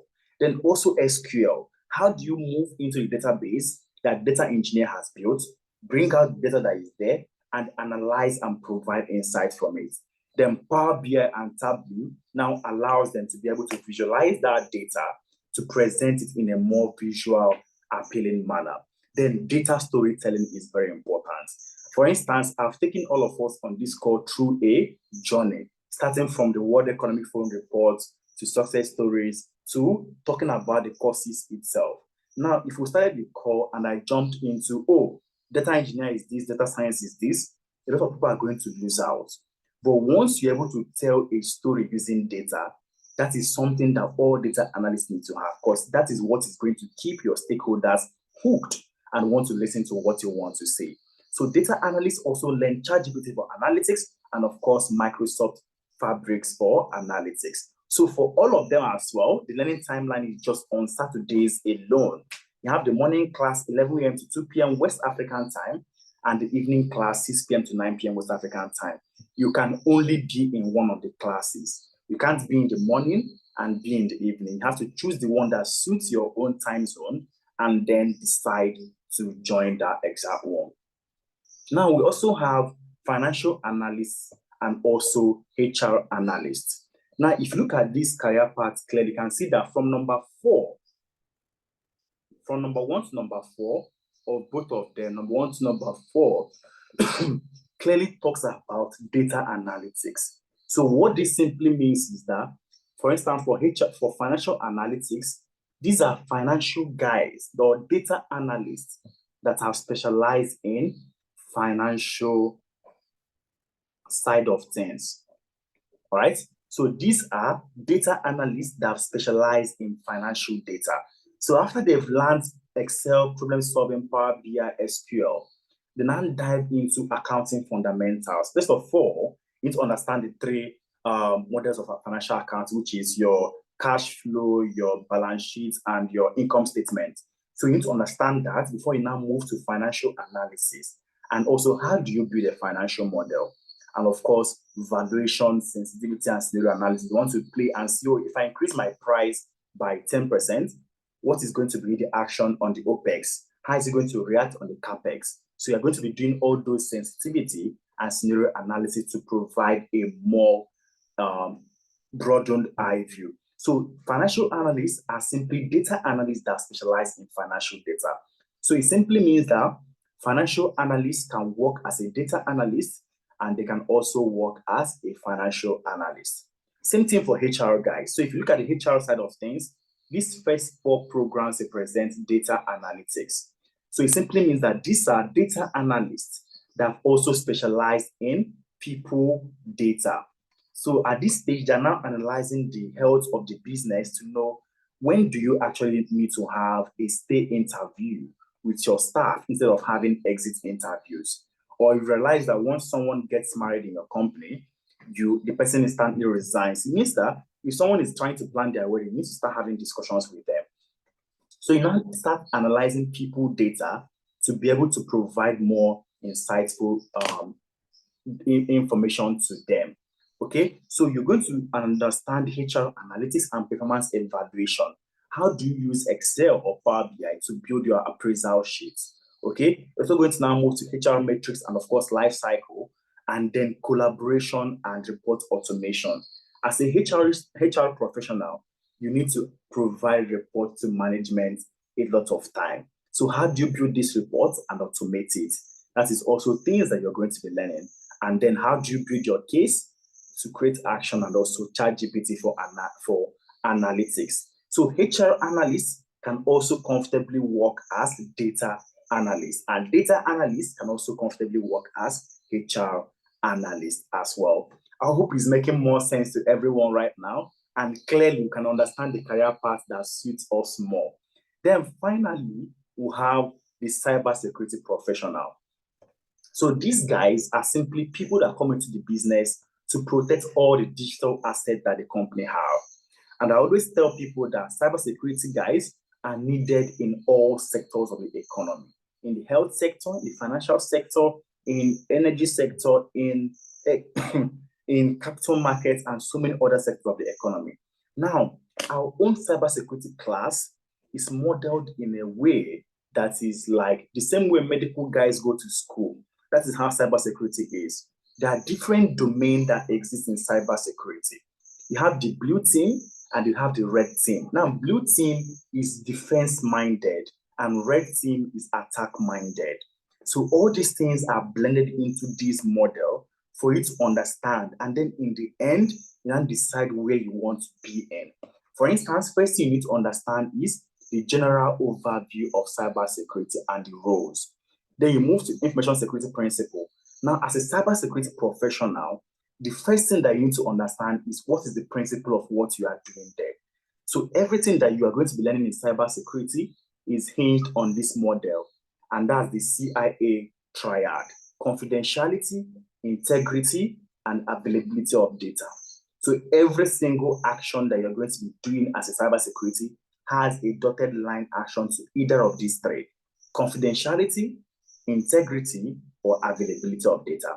Then you move on to intro to network security, where you now learn how do you analyze network or build a free-flowing network analysis. Okay, that's where you're now learning how do you utilize Cisco Packet Tracer to deploy a network topology. How do you utilize your what's it called? I'm forgetting one tool that you're also going to be needing for you to be able to analyze your networks. Then for your threats and vulnerabilities, how do you use Nmap or how do you utilize Nexus for you to also be able to analyze threats? Then you move on to SOC roles and responsibilities, log analysis, and network traffic monitoring. That's NTM. So you can see that for this first aspect, you've been able to function as the first thing that you're going to be learning is as a risk guy. The next one is a threat officer, and of course, SOC analyst. So you can see those different roles that's embedded in cybersecurity right here now. Before you now move to your incident response and threat intelligence analysis. Okay, so all these upper side are hinged on defense. Then once you start getting to this malware analysis and threat actor profiling, you're now moving towards attack. Okay, how do you profile threats? Okay, and of course, introduction to pen testing. How do you now penetrate systems or try to penetrate systems to know whether their defenses are okay? So in all cybersecurity teams, there is need for these two different guys. The defense guys are building defense to make sure that attack cannot penetrate. The attacking guys are attacking to see if they can penetrate that system.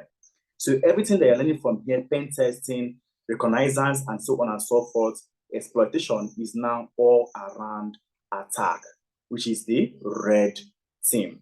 Then lastly, you have your GRC, okay, which we call governance, risk, and compliance.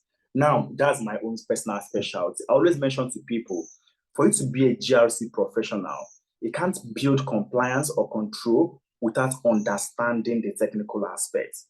So I always tell my colleagues, make sure that you actually understand these initial sites before you get to GRC. Now, it is possible for you to just jump to GRC and become a GRC professional, but it simply means that those technical guys, they are going to lie to you a lot. But unless you understand their own activities, that is when you can also be able to build a more healthy environment. So that is, you are the one building the governance and the compliance framework. You start learning the ISO standards, the NIST, NDPA, or GDPR, depending on the country that you're officiating from. And of course, you perform audits and also policy development, then also conduct security awareness training and reporting. So clearly, you can see that cybersecurity is more encompassing. So that is why I always mention to people, for you to move to this career path, please make sure you have a transferable skill. Now, if you don't have a transferable skill, it is still possible for you to get into it, but you might struggle. You might not be as fast as others. So what I always advise people that are getting there is this.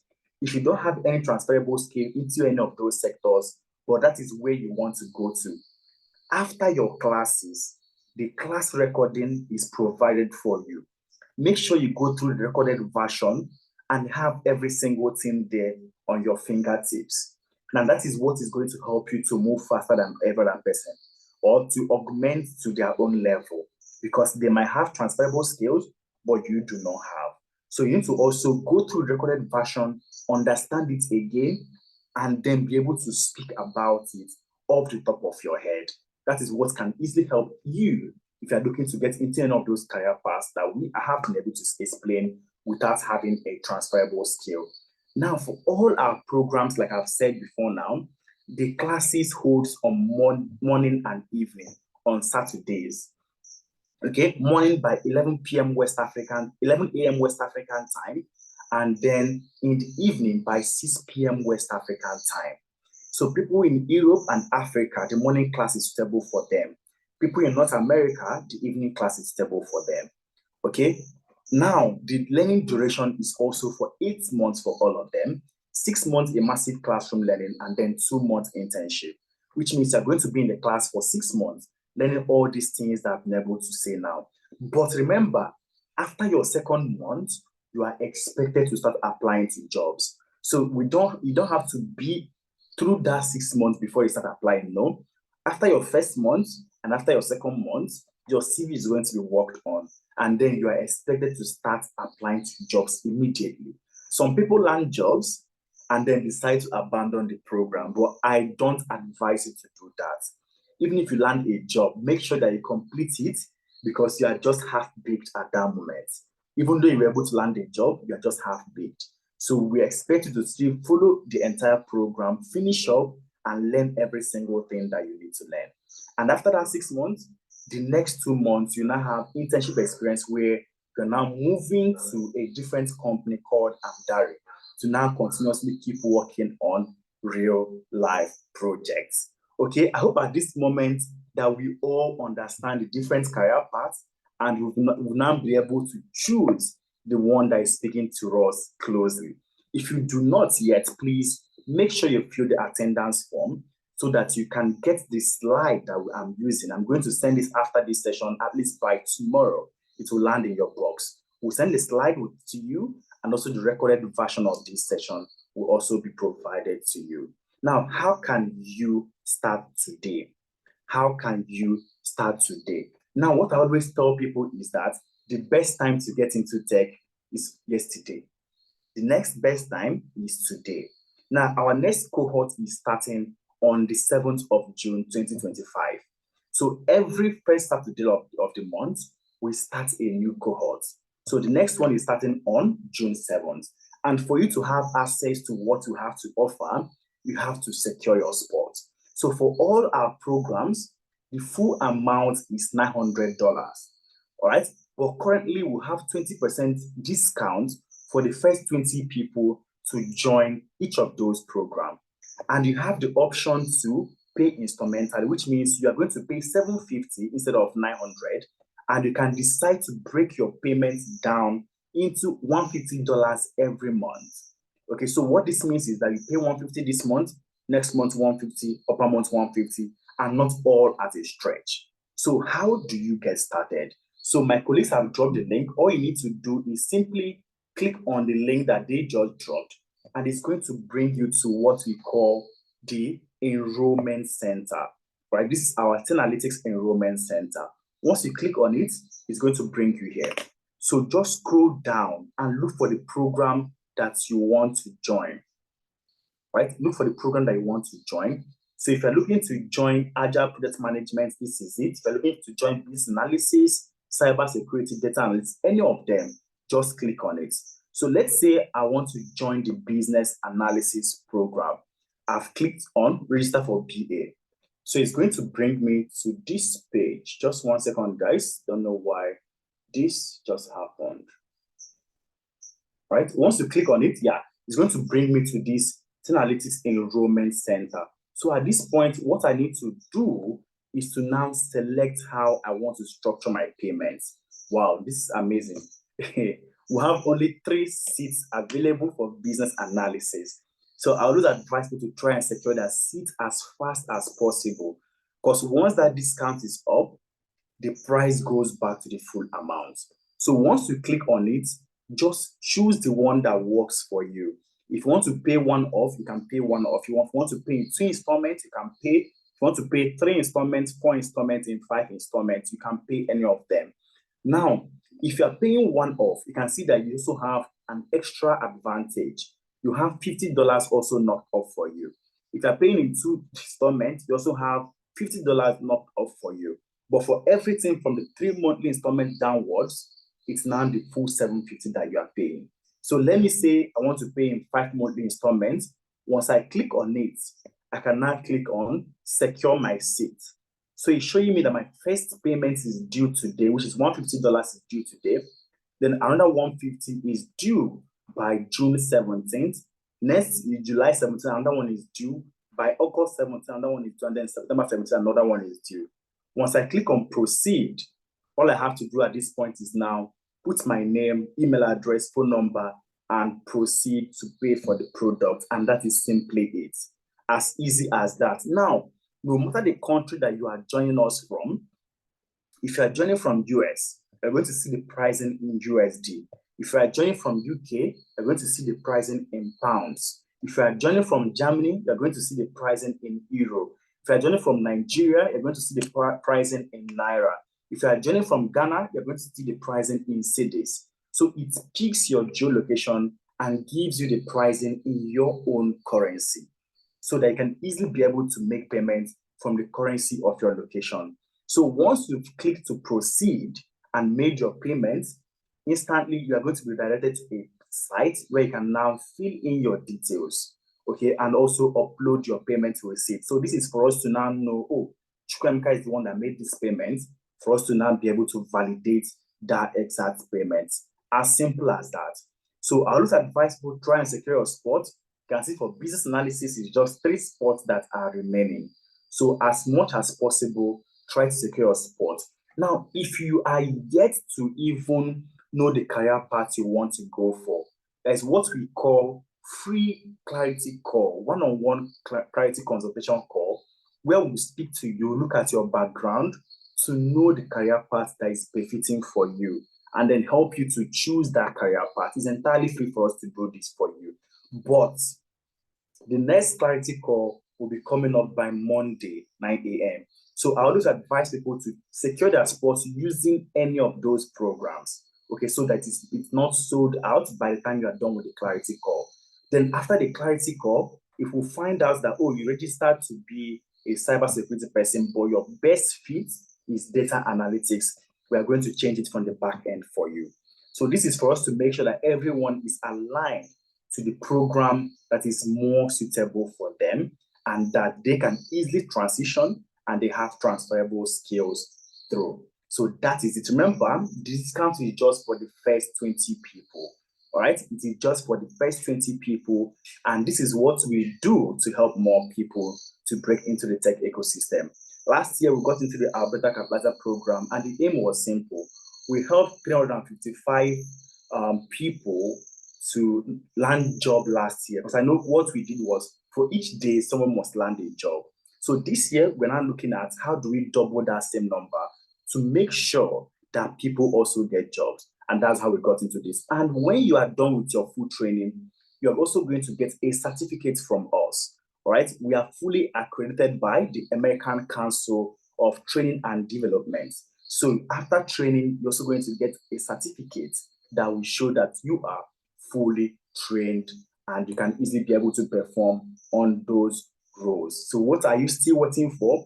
Everything that you can see on my slide are all success stories of people that have been able to make the same move before you. You can see Abigail. Abigail used to be a care worker in Canada before she joined us. And right now she's a business analyst with the government of Alberta in Canada. So your own story can also be the same. All right, so when you get the slide, feel free to look all through these places to look for someone that their story also resonates like yours, so they can easily be able to also, partake from the goodies. Remember, the discount is just for the first 20 people, and the spots are easily sold out. I don't know if at this point there's any question from anyone. I can easily take those questions in the next 5 to 10 minutes. You can also drop it in the comment section and I'll pick it from there. Or you can use the raise hand icon and I'll ask you to unmute and directly discuss with me. Do you have any question from anyone? You can drop in the comment section, or you can use the raise hand icon and I will ask you to unmute. Thank you so much, Cornelia. I hope I'll see you in any of the programs. Thank you so much. I appreciate your feedback. All right, do we get paid during the 2 months internship period, Mike? Mike, no, you don't get paid. All right. Now, these are internships to also boost your experience. Remember, recruiters are looking for people with experience. Now, how do you get experience? How do you get experience without having experience? That's why we've partnered with companies that's going to also provide you with those experiences that you are looking for. All right. So after training, you're moving to Amdari, and then you're also working on real life projects. So it's simple, so that when you go for interviews, you can easily say, oh, I consulted with analysts over this period of time, and I also intern with Amdari for this so and so period. I mean, that boosts your entire portfolio and it gives more credibility to your claim. So that is the reason why we partner with them, to help our students have more exposure out there. Do you think I can find jobs that combine both data analytics and data science in the US at Oguntuga? Yes, at Oguntuga. If you're looking to find jobs that combine both data analytics and data science, my advice to you is make sure you go for data science, right? Because as a data scientist, you can work as a data analyst. But as a data analyst, you cannot work as a data scientist. All right, so that's the differentials. A data scientist can work as a data analyst, but a data analyst cannot work as a data scientist. And of course, you can land jobs in US as a data scientist. In fact, I think on my slide here, I even have someone that he's currently still in Nigeria, but he's working for a company in US. Hope he's on this slide. He's currently still living in the capital city of Nigeria, and he's working for a company, Chow 420 in US. I remember that clearly. I don't think it's on this slide, but it is highly possible, and I wanted to show you evidence that it is possible. But the guy is not on this slide. Yeah, he's not here. So it is possible for you to also be able to get all those jobs. I mean, you're already in US, which means it's even easier for you. The only thing there now is you need to learn, remember, and then you need to package, and then continuously apply to jobs like a machine. Thank you so much, Aguntuga. Someone with a care experience of a year and a half, how do we go about transitioning our CV from care to tech? Fantastic question. Now, I'm going to do a small demo, Boniface, because this is also what we try to all teach our students during the program. Because there's always questions around, oh, I'm a carer. How do I modify my CV to make it look like this? Now, quickly, let me show us something. For everyone on this call, this was also part of things that you are going to benefiting from all those mentorship sessions. Now, clearly, I want to show you something. Before being a carer, there is already a degree or something, or one of that educational background that you have. So the expectation is now, how do you also leverage all those care experience and then be able to tilt to tech? So Okamaka Boniface, let's assume you are going for data analytics, or let's say business analytics. See question that I'll ask ChatGPT now. All right, find, all right, I hope we are still there. Find a middle ground work term for me that worked as a caregiver and now looking to be a data analyst. Because what I always tell people is your initial experience is not a waste. All right, it's not a waste. Even if you work as a carer, in your CV, you don't have to put, oh, I'm a caregiver. All right, that is where you being able to optimize keyword comes in. So you can see what it said, transition or bridge terms. You can see clearly it's now giving me different terms that can also be able to optimize your own terminologies with. We know that you are a caregiver, but in your CV, do you just need to leave it as a caregiver? So the easiest one that I've seen most of our guys use is support and data coordinator, right? Because they are support workers, right? They've been able to understand that they are support workers.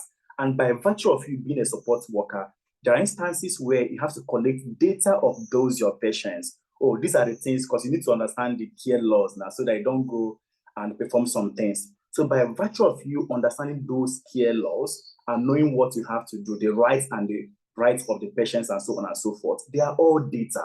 So you now have to be able to modify it in a way that it still speaks like you are performing something amazing. So for instance, it's now showing support and data coordinator, but you are just a caregiver. So underneath it, you can now put every single activity that you did as a support worker and also blend it now with the data skills that you learned in analytics. So you can now easily be able to now look back and say, oh, when I was performing care actions, I actually collected this data to perform this activity. So that is you doing data analytics without actually knowing.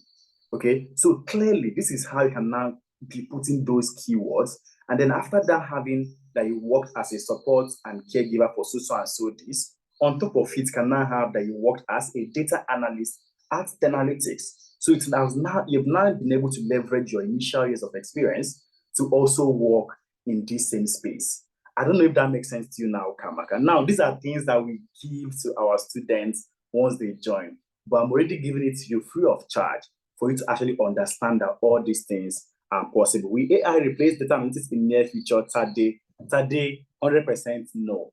All right, so data analytics is something that's continuously evolving. All right. Now, the AI there is to optimize your own skills. Okay. There are AI that's also available for you as a data analyst to optimize the skills that you have. So, what you need to make sure of is that you are also continuously learning how to apply those AI tools. I hope that makes sense to you. GZTech, BCH Chemist, currently in crypto, which course should I apply for? Now, GZTech, this data may not be sufficient for me to give you an advice, all right? Because biochemist and then currently in crypto is not sufficient.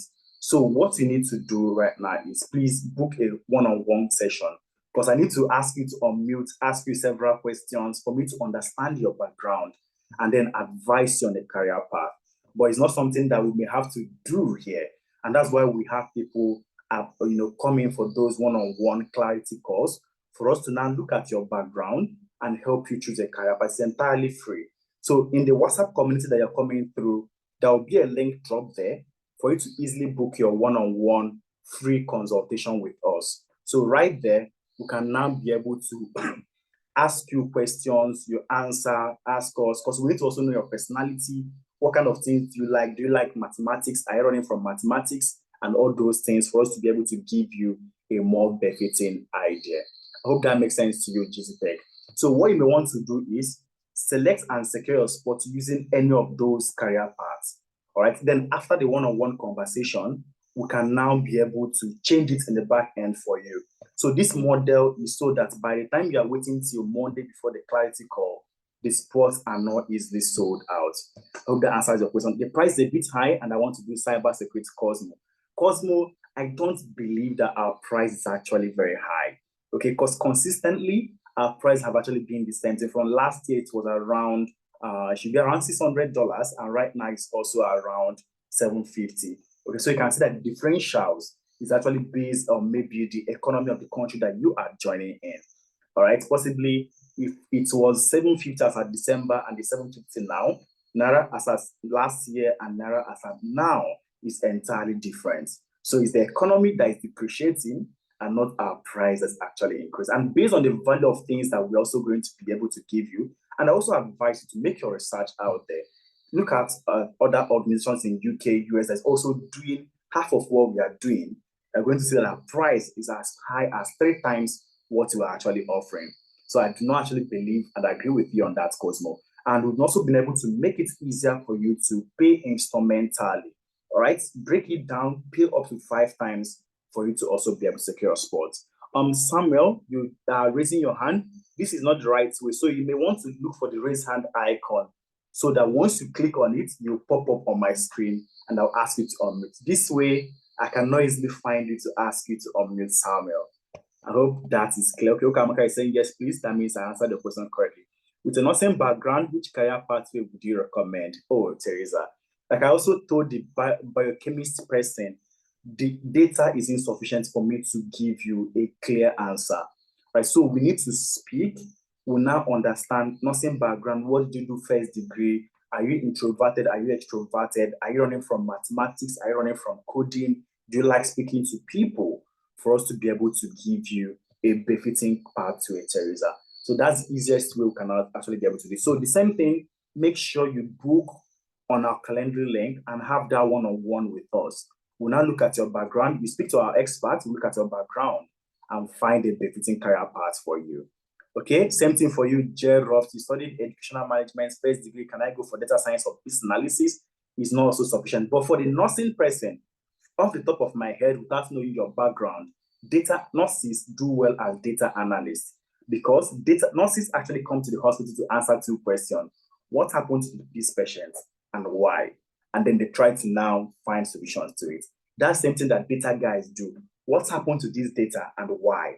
Then I also try to find solutions to it. So it's the same approach, it's just different sectors. So nurses can easily be able to get into data analytics easily.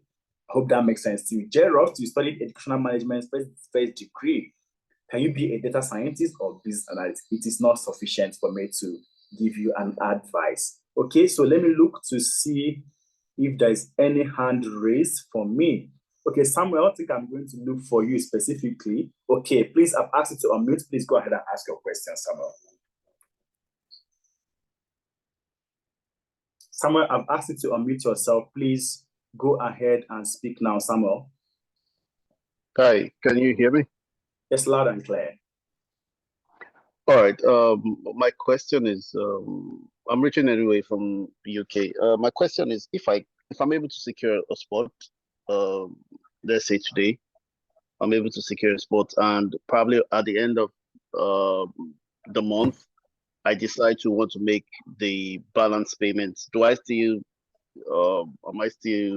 able to get the discounts of um, for the first two? Because I think the 700 has a $50 discount, and 350 I think has a Okay. $50 discount. If you understand the Okay, question. you're asking if you secure spots now, whether you can go back and pay off using the first option or the second option, right? Yeah, let's say I secure my spot today, and at the end of the month, this month, I decide to want to pay it off, the balance. Would the discount still apply to me?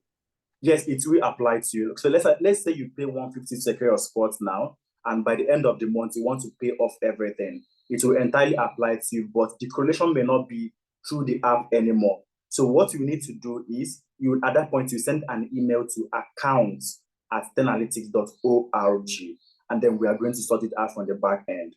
Right? But if you secure your spot today and by the end of the month you want to pay off everything, that means you're paying in 2 installments. Definitely they're going to have that advantage of 2 instrumental payers. I hope that makes sense to you, Samuel. Samuel, does that make sense to you now? Yeah, thank you. All right, thank you. All right, that's the only hand that is raised. Let me look through the comment section to know if there's any other question for me before we round off for today. How can I chat you privately? Can you give me your phone number? Wow, this is amazing. All right, Moses, clearly on the slide, you see our email, my phone number. I mean, if I give everybody on this call my phone number, I'm sure I'll not be able to sleep. I'm sure I'll not be able to sleep. But what will happen is you can continue the conversation with people on enquiries@analytics.io and of course admissions@analytics.io. And then if there's any specific question that demands my attention, trust me, they're going to get me on the call and we are going to talk definitely. So you can easily use our email. You can also reach out to people, our Canadian line, our Nigerian line, and we can easily be able to converse. And if there is need for me to jump in and speak to you directly, trust me, they are going to get me on those calls and we're going to have a conversation, Moses. Hope that answers your question. Working as a cashier, which program should I apply? I also have a master's degree in international business. Lisberg, that is not sufficient, but I will advise you data or business analysis, but it's not sufficient data for me to give you an advice. So you need to book clarity session and then we'll look at your background fully. The same thing for you, Yusuf. I'm a professional land surveyor, which will be stable for me. Off the top of my head, as a land surveyor, they do well in project management. So you might want to be looking towards project management. But the data you gave me is also not sufficient, which means we need to also look at your background fully and be able to give you a befitting answer. Can I combine business analysis with data analytics? But no, you can't combine 2 programs at the same time. All right, so all of them run concurrent, which means by 11 a.m., business analysis class is going on, data analysis class is going on, data engineering, cybersecurity, every single one of them is going on. Unless you can be in 2 places at the same time, that's the only possibility of you being able to combine 2 classes. I hope that makes sense to you. Can I get an internship in Canada due to time difference? Oluwadamilare. So the internship company also work with different time zones. So of course, if you are also moving to Amdare, you're going to be working on projects that's also relating to your own time zone. For instance, in analytics right now, I can tell you categorically that most of our staff, we are based in Canada. And then some are in Nigeria, some are in US, some are in UK, different time zone. But everyone still works simultaneously because there are systems that have made it possible to be so. All right, so it's also possible for you to be in UK and of course get all those things that you are looking for. Thank you so much, Drops. And you said you got value. I appreciate that. There's no one time available for this month or next month. Wow. iPhone, that may not really be so. All right. So trust me, immediately after this call, please just check again. I have to get my guys to look at it to be sure. From Monday, there is definitely a spot for people to have one-on-one conversation with us. There are different time spots that you can feel. On Monday, 9 a.m. watts, 12 p.m. watts, 8 p.m. watts, and 12 a.m. watts. So all these time zones, because we have people in different time zones, we also have people that will be able to join you at those your time to speak to you specifically. So look at the calendar and choose the one that benefits you, and then book our calendar where you see someone there to have conversations with. What can you say about the analytics review on cybersecurity? I'm thinking of going to cybersecurity, but the reviews are not encouraging. What can you say about it? Thank you so much for that question, Lawal. Now, if you heard me clearly, cybersecurity is very, very different from all the programs. So I always try to mention to people that if you do not have transferable skill into cybersecurity, you are definitely going to find it challenging. You are going to find it challenging. You are going to find it challenging. But now it is your own zeal that will push you higher. When I transitioned to cybersecurity GRC, I didn't have transferable skill. I was just good with technical things. All right. I struggled personally before I found my fitting. But then afterwards, it's now your own personal actions that is going to push you forward. So the reason is this, Lawal. Cybersecurity is not like data analytics that is just you've learned Excel, Power BI, SQL, and you are good to go. Cybersecurity has different domain embedded inside it. You have the SOC analysts, you have the threat officers, you have your risk people, you have your pen tester, you have your threat analyst, and so on. And so you have your GRC also inside it. So there are different domains embedded. So what I always advise people is that if you don't have transferable skill, you can transition into it, but don't expect yourself to instantly be an expert. All right. We are going to do our best to handhold you. All right. We are going to do our best. But then there's also the aspect of your own side where once you find it challenging and you start dropping off from classes, we can't come to your residence in UK or in Canada and drag you outside. So there are limitations to what you can actually do if you are not present there with us. Right? So it is possible for anyone to get there, but cybersecurity is very challenging if you don't have those technical skills. I don't know if that makes sense to you, Lawal. Now, if you are bent that that is where you want to be in, you can get into it, but then it means that you are going to put in extra efforts to also be able to learn more than others. I hope that makes sense to you, Lawal. Okay. Wow, cybersecurity is deep. Cybersecurity is actually very, very deep. It is not hard. It's just because of the so many domain embedded inside it that is making it to look so bogus. So thank you so much, everyone. Samuel, your hand is up again. I don't know if it's the previous hand or if it's a new one. I've asked you to unmute. Is it a new one, Samuel?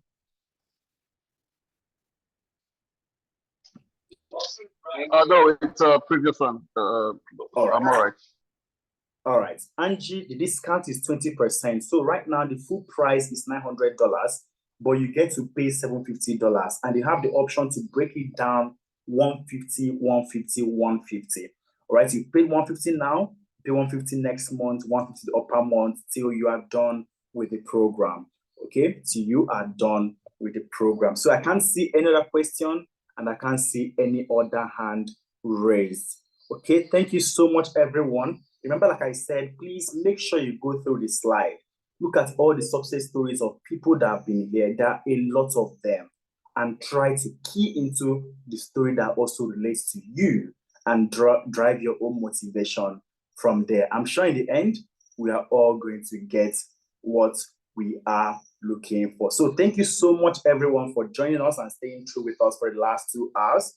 On behalf of all of us here at Analytics and Blessed that is coordinating the session, I say a very big thank you to each and every one of you for being with us all through this time. Remember, the best time to get into tech is yesterday. The next best time is today. And I can't wait to see every one of you come June 7th in any of those programs. Cheers, everyone, and have a wonderful day, a wonderful night, or a wonderful afternoon, depending on where you're joining us from. Bye for now.